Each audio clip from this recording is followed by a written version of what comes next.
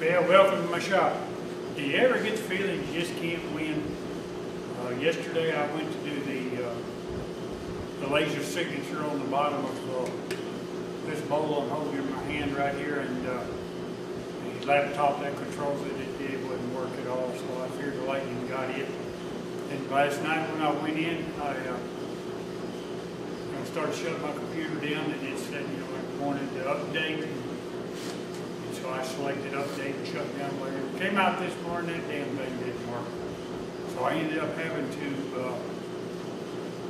put a thumb drive in, to recover, and pick a recovery date, recovered it, and I finally got it working. Now I'm doing another backup for them. I do these quite frequently because I know how these computers are, and that's taking forever. So anyway, getting to the subject at hand, you might say.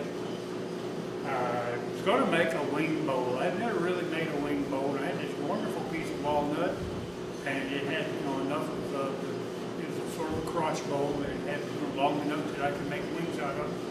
But as I turned it, I found out that those two wings were basically super punky, and they just wouldn't hold up. So I ended up making this bowl. It turned out to be a pretty nice bowl. This is where the crotch was. And it's really pretty, got a lot of beautiful grain in it. It's not exactly what I wanted, but hang in there and I'm going to show you how I made this stuff. All right, this is what we're starting with. This is black walnut. Been out there in a pile for some time, maybe a couple of years. I'm sure it's somewhat wet because it wasn't under a roof.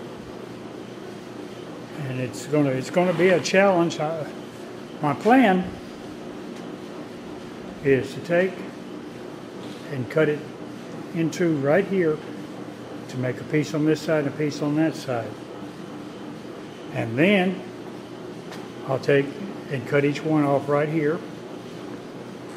And then I'm going to put a faceplate right in the center of this part, and I'm going to make like a walnut wing bowl, I think. So we'll just have to see how it goes, because you know as well as I do, it never ends up like it starts. So let's get over to the bandsaw and see what we're going to do next.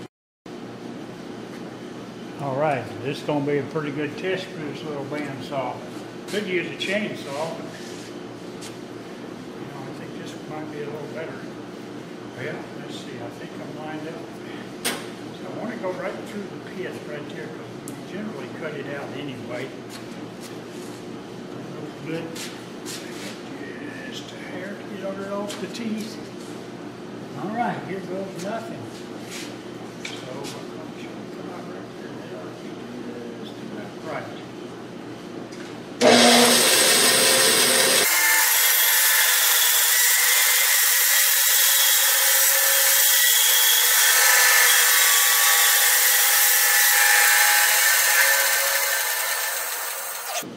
Okay, I've got some sort of plan here. I'm not too damn sure about it, but I got one. Well, so this is going to be the top of the bowl. It's going to do like this to, make these wings out here. So I'm going to put a faceplate on this side. You see this little valley? I need to make a flat right in that little valley. Now, this is what I'm going to use to make my flat with. Right here, it's a 4-inch Forester bit I bought especially for this purpose. But if I go to the drill press now and put that in there, it's going to hit these edges and it's going to be all over the place. So I think my plan is I'm going to take my little electric chainsaw and come in here and just sort of do the best I can with it, and then take it to the drill press and see if I can't finalize it or something.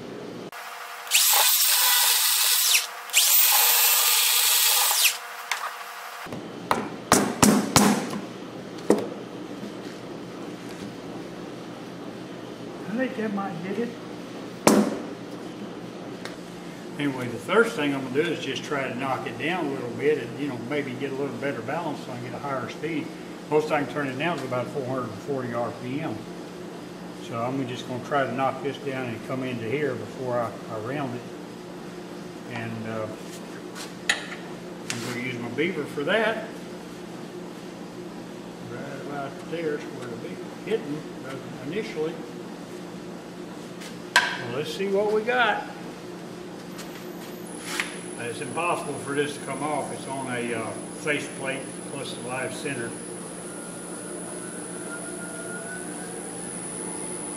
Right there I'm at 482 RPM. Ooh. Back off a little bit, right about there. Anything above that, it starts shaking like a big dog.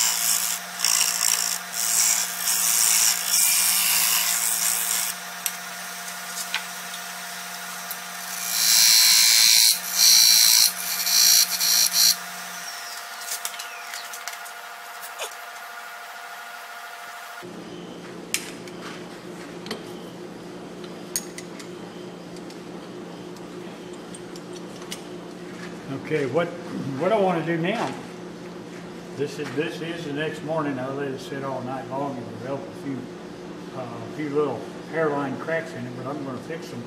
It also has some punkiness right in here and here.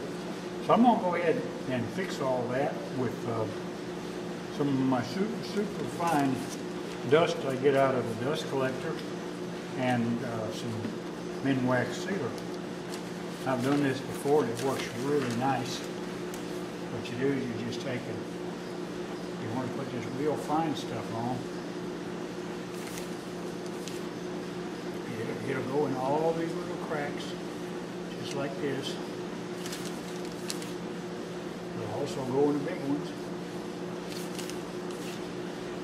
You want to come in here and do it just like I'm doing.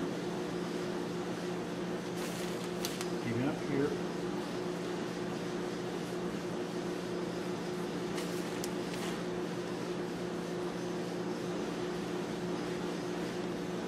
Okay. And then you want to come, give it a little bit of blow there, and you want to put some more sealer on top of that. You don't want to push it out. You just want to coat it like this. The sealer gets hard as a rock.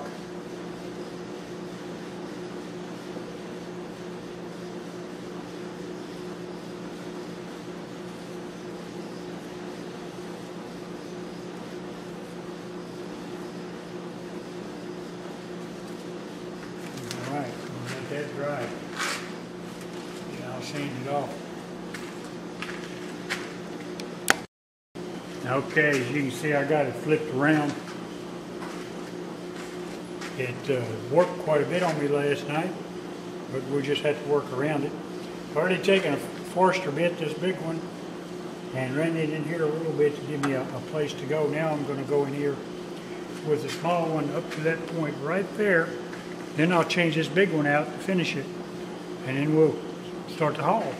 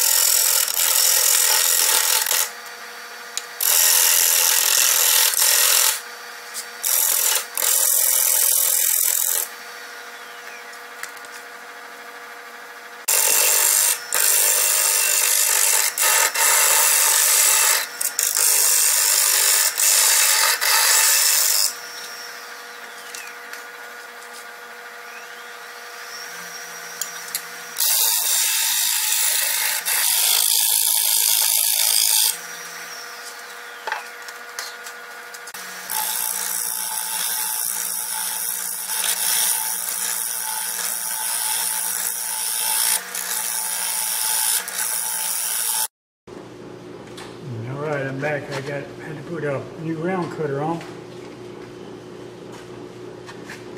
Big old heavy thing fell on its nose on the concrete and busted the other one off.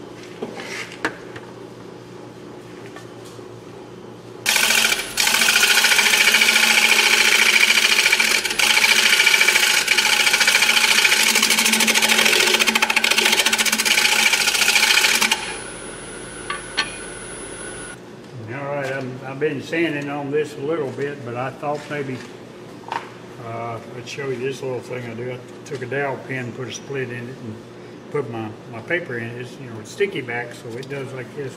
That's the way I do it when I don't want to put my hand in something. And I don't like putting my hand in there, so this is the way I do it.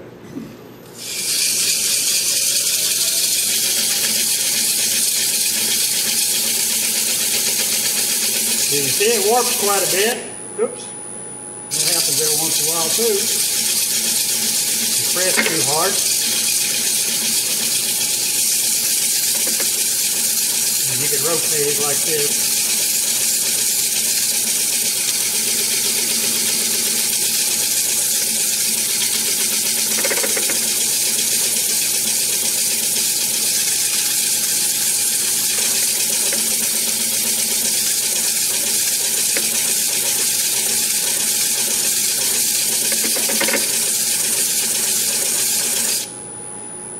But the inside's good and dry now.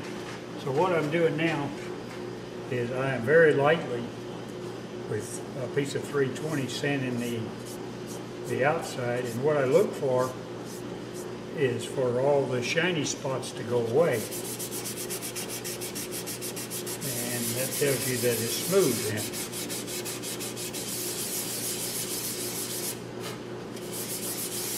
You're probably going to have some, but I'm talking about generally speaking, this is what you want.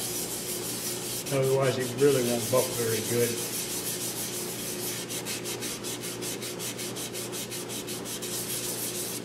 You don't want to sand so much that it goes. You don't want any bare wood, in other words, is what I'm trying to say. Bare wood does not seem to buff very well. All right, get ready to take the tenon off. What I've done is I've taken a piece of waste wood and it already had the place for the faceplate, so I went ahead and put it back on. This is a piece of persimmon that I built that table out of. It is some hard stuff, but anyway, so I put it back on the faceplate. It's back on here. I take a piece of this kitchen shelving. I'm going to put it right here, and in my bottom of my bowl, I left that little dot in there on purpose. Because what I'm going to do is I'm going to put this in here, center it pretty good, best I can. There you go. And I will get that light out of the way, turn it off, put this in the dot, and I'm going to bring it up to right here.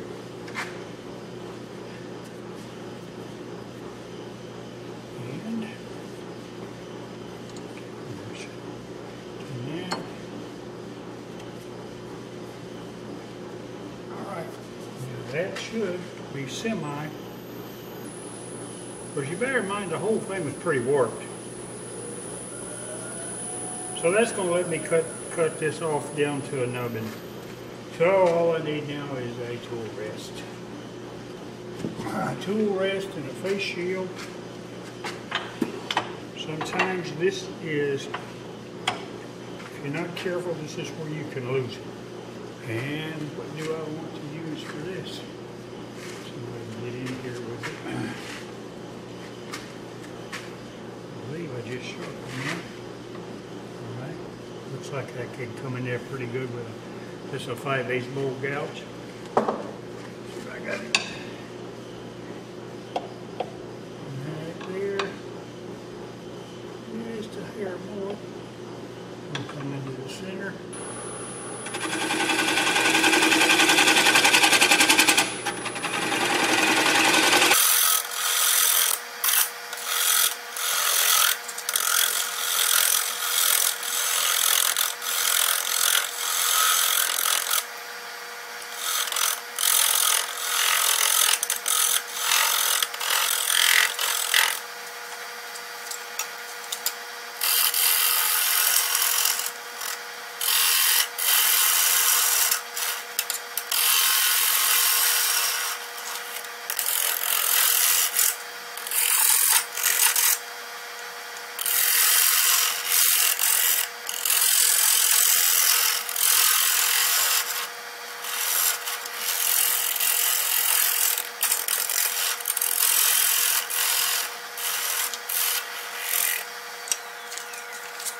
See now what's causing all the bouncing right here. Right there, see that? Whoa, didn't realize that was there. So, and there. This is what's causing all my bouncing. I probably should fix it. Yep, that'll do it all day long. Right here, that's, wonder that piece didn't come off.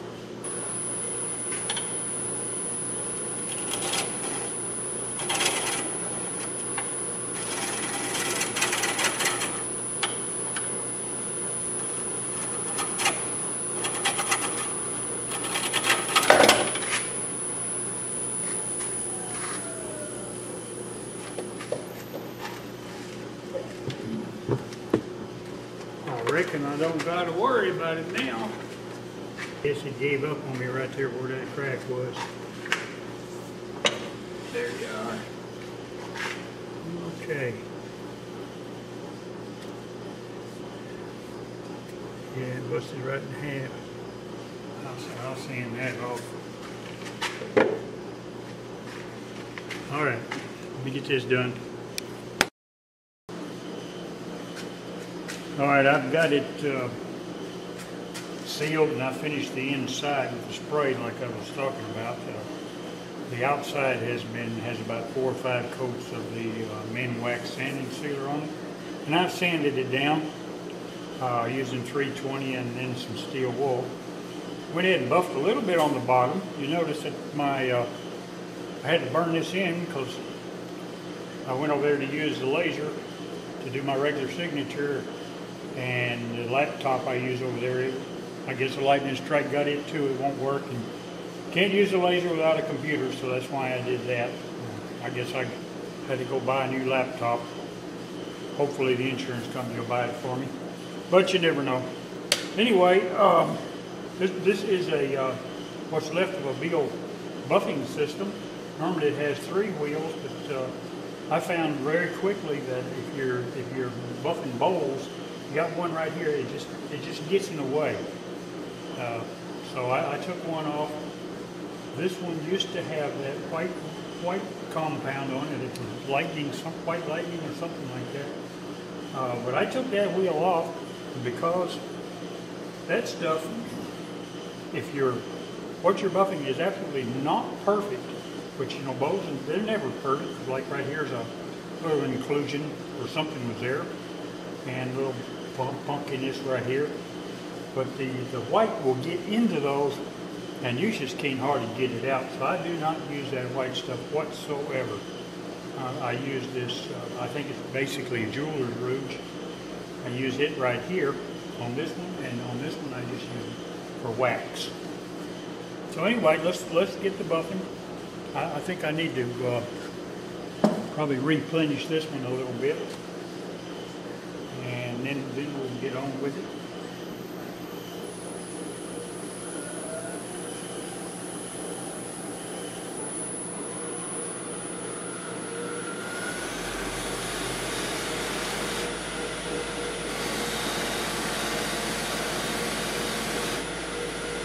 Now it's coming back.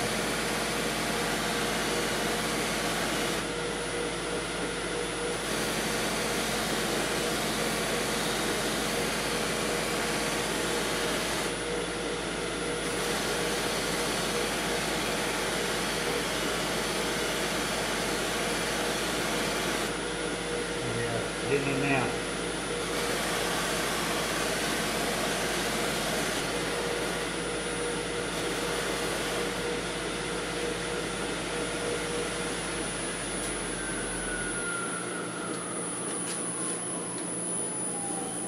Alright guys, I'm going to call this bowl done. Here you are.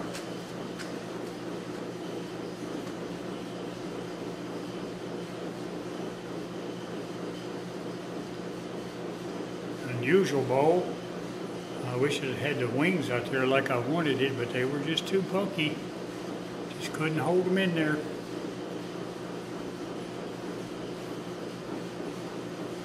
Inside looks pretty good. Could be a little bit better. A few little rings down there.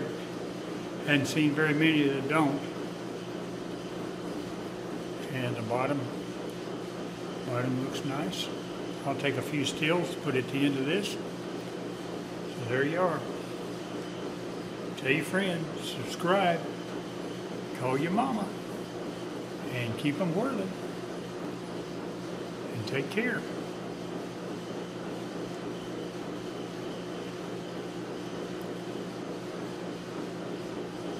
Really pretty right in here. Okay. See you.